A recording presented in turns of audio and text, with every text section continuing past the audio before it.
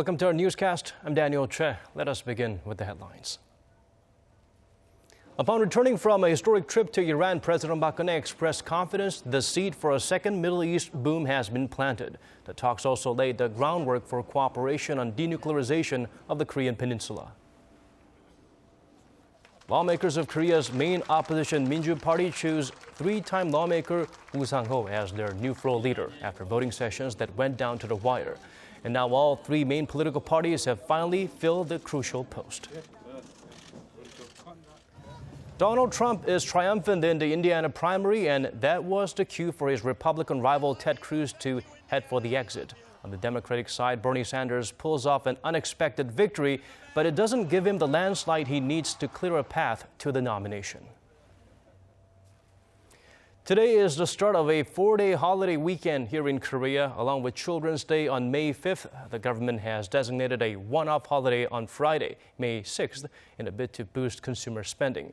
It looks like many people are already getting an early start on the break, with Incheon Airport saying the highest number of departures will be on Wednesday, with an estimated 85,000 people leaving the country via the nation's main gateway. Japan and China are said to be the most popular destinations, but many people are also expected to spend the holiday here in the country.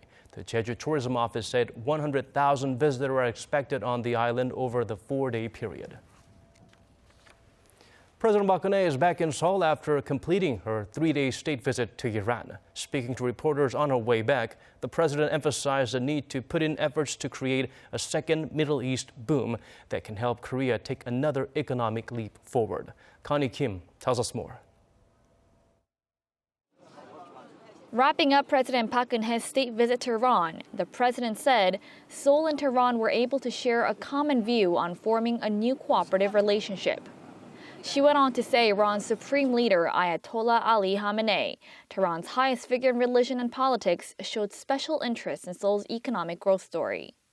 이란의 지금 최고 목표는 어떻게 해서든지 경제 부흥을 하는 거다. 신념을 갖고 계세요. 그래서 자연히 우리 경제 발전할 때 여러 가지 경험이라든가 이런 부분에 대해서 자연히 얘기를 많이 나누고. The president also pointed out it was worthwhile to help small and mid-sized Korean businesses through one-on-one consultations that had difficulty entering foreign markets. Over 900 consultation sessions took place, sealing record deals worth some $537 million. Referring to Seoul's past experience of boosting the Middle East economy in the 1970s, President Park said this was a chance to create a second Middle East boom. 제2의 중동 붐을 만들어 나갈 수가 있는데 이거를 통해서 우리의 수출도 회복하고 또 경제 재도약도 이룰 수 있는 그 모멘텀이 되도록 앞으로 계속 많이 챙겨 나가려고 합니다. The Korean president and her Iranian counterpart signed a total of 66 MOUs, including power plant and railway construction, with the deal mounting to some $37 billion for Seoul. Iran's opposition of any forms of nuclear development on the Korean peninsula was also one of the biggest achievements the president noted during her three-day visit. 앞으로 이란하고도 한반도 비핵화 문제에 대해서 협력해 나갈 수 있는 그런 어떤 여지를 만들었다는 것이 또 하나 이번 방문의 의미가 아닐까 이렇게 생각을 합니다. The president also emphasized that Korean culture could pave the way for cooperation in other fields, taking note of Iran's great potential after the lifting of sanctions that followed its landmark nuclear deal last year. Connie Kim, Arirang News. Much of the focus has now shifted to the expected economic benefits the Iran visit will bring to Korea. The presidential office expects tens of billions of US dollars in new business opportunities being developed thanks to the many MOUs inked during that trip. For details, let's turn to our Kim Min-ji. This sector expected to reap the biggest benefits from President Park Geun-hye's trip to Iran is construction.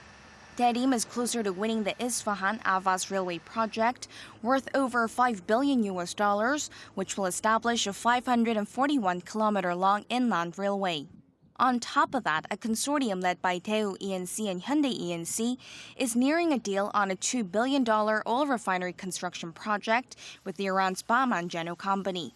Other Korean builders are also working to win orders for the construction of railways, airports, and energy facilities, thanks to the 59 economy-related MOUs that were inked during the trip.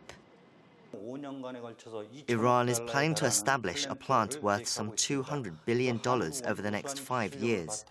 Korea is expected to benefit in energy and petrochemical sectors thanks to its outstanding technology. This is another one of the follow-on achievements from the president's trip.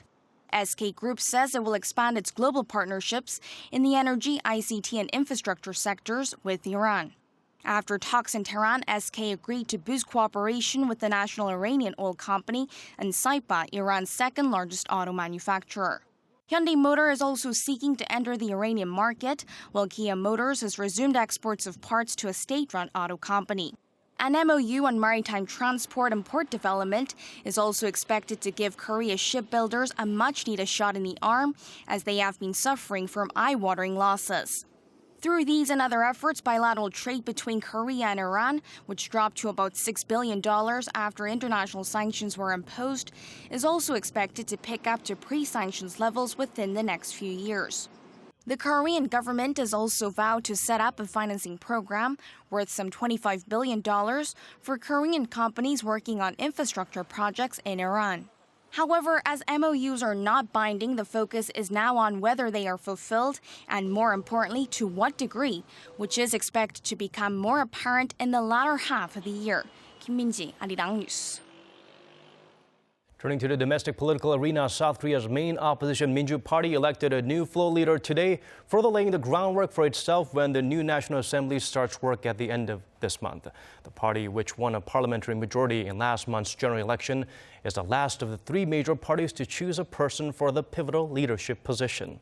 Let's connect live to our parliamentary correspondent Shin Se-min, who has been following the process throughout the day.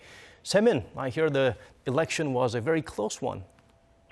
Yes, indeed, Daniel. Three-term lawmaker Woo Sang-ho has been chosen as the new floor leader of the Minjoo Party of Korea, which will be the largest political party in the 20th National Assembly. Now, the race started out with 6 candidates, but it eventually came down to a head-to-head contest between Woo Sang-ho and Woo Won-sik, both third-term lawmakers in their 50s.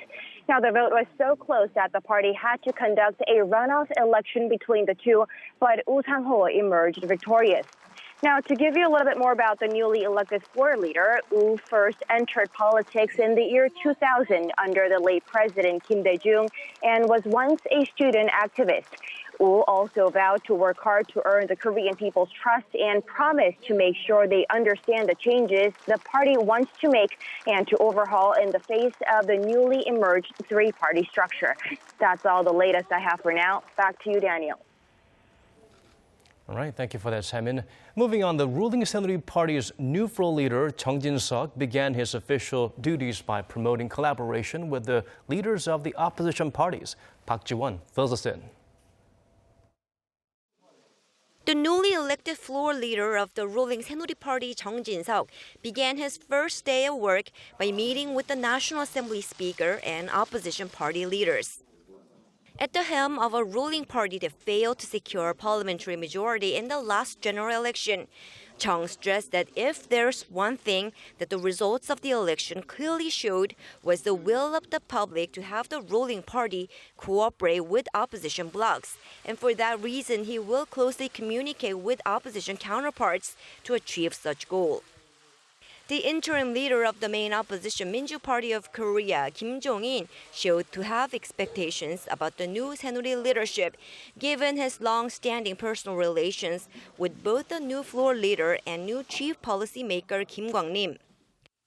I believe a close consultation is possible. I have also personally known the newly elected chief policymaker Kim for some 30 years, so I don't doubt about policy cooperation. I've always had respect for you. I remember that I asked for your advice. The next day, I was first hired as Senior Presidential Secretary for Political Affairs back in 2010. The new floor leader of the Conservative Party also met with the centrist People's Party leadership. I wish the 20th National Assembly is a productive and cooperative parliament. I vowed to achieve cooperation and innovation in the party to our party's newly elected lawmakers.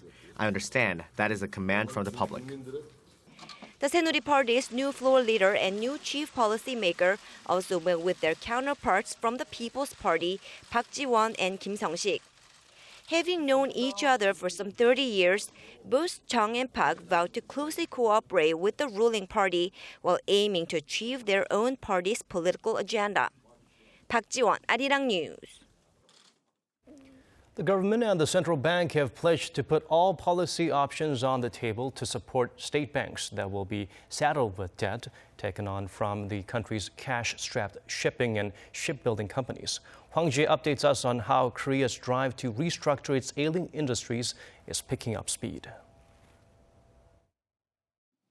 In a first task force meeting to discuss financing the government's corporate restructuring drive on Wednesday, involved parties agreed that expanding the capital base of state banks is a must. That is, to preempt any possible financial instability that could be triggered in the process of restructuring.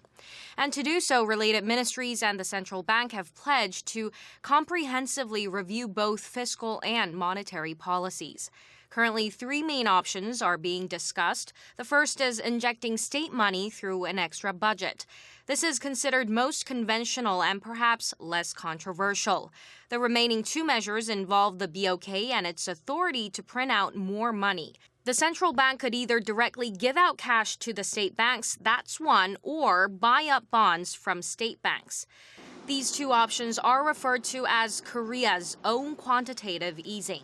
Up until now, the central bank has remained rather reserved about the idea, as it's a decision that can affect the overall livelihoods of the Korean public, especially since the added funds would specifically benefit certain companies. But the discussion on Wednesday at the task force meeting points to the central bank taking a step backwards from that stance and possibly moving to take the front seat. The task force said it will continuously discuss the matter and lay out concrete plans by the first half of this year. And while that's the government's goal for now, it also made it clear that state banks should look inward as well to improve their own fiscal health. Hwang Jae, Arirang News. Shifting our focus to the U.S. presidential primary in Indiana, Donald Trump crushed the competition, all but sealing his path to the nomination, especially after Senator Ted Cruz dropped out. On the Democratic side, Bernie Sanders' upset victory over Hillary Clinton shook up the frontrunner, but it may not be enough to turn things around. Yoon Shin keeps us up to date on the race for the White House. They always say the next primary is pivotal, but the one in Indiana was truly a decisive one for the Republicans. Frontrunner Donald Trump claimed a huge win in Indiana, pushing his main rival, Texas Senator Ted Cruz, out of the race. From the beginning, I've said that I would continue on as long as there was a viable path to victory. Tonight, I'm sorry to say, it appears that path has been foreclosed. Trump's victory virtually ensures he will become the party's nominee. And now that Cruz is out, he seemed to have adopted a softer tone towards his old rival, in an apparent effort to bring the party together ahead of the party's nominating convention this summer. Just so you understand, Ted Cruz, I don't know if he likes me or if he doesn't like me, but he is one hell of a competitor. He is a tough, smart guy. On the Democratic side, Vermont Senator Bernie Sanders pulled out a victory over former Secretary of State Hillary Clinton. While the win injects some energy into Sanders' sagging campaign, it's not enough to change the trajectory of the race. Sanders trails Clinton by nearly 800 delegates and would need 66% of all the remaining pledged delegates for a majority. Still, even with all that math, Sanders showed no signs of backing down. And what we have learned so far on the campaign is that if there are large voter turnouts, we win. Let us make certain that for the Kentucky Democratic primary, we have the largest voter turnout in history. Thank you all very much. The Clinton campaign has emphasized the importance of bringing the party together to support or against Trump. But it seems like it'll take a few more primary contests before the Democrats can name their nominee.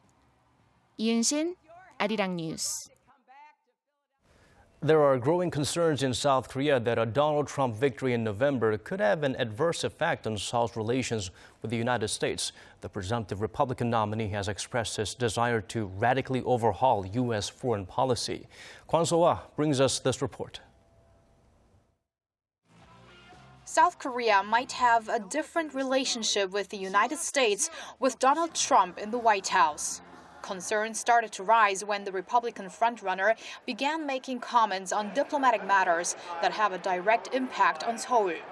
Trump has stated that South Korea should pay more for U.S. troops stationed on the Korean peninsula. He even said that South Korea should be allowed to acquire its own nuclear weapons, a view that runs contrary to the long-held U.S. policy of trying to prevent the proliferation of nuclear weapons. With Trump running on an America First approach, Trump's advisors have also suggested he would want to renegotiate the South Korea-U.S. free trade deal, as they believe it doesn't benefit the U.S. The U.S. has experienced a very big economic distress, and because of this reason, maybe Trump wants to have more isolationist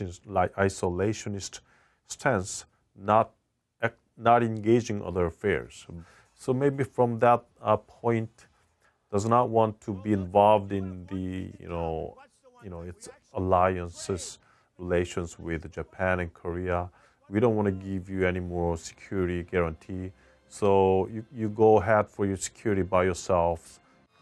Seoul's foreign ministry has said on numerous occasions that it's not going to be drawn into making predictions about the U.S. presidential race, but noted that it's closely monitoring the progress. We continue to be in close contact with the U.S. to establish a connection with each of the presidential candidates' camps and to provide precise information on our government's stance and the situation on the Korean peninsula. According to officials, even if Trump does become president, it's unlikely that his foreign policy shifts will actually materialize due to the strong fundamentals in Seoul-Washington ties. Kwon So-ah, Arirang News. That's all from us at this hour. Thank you for watching.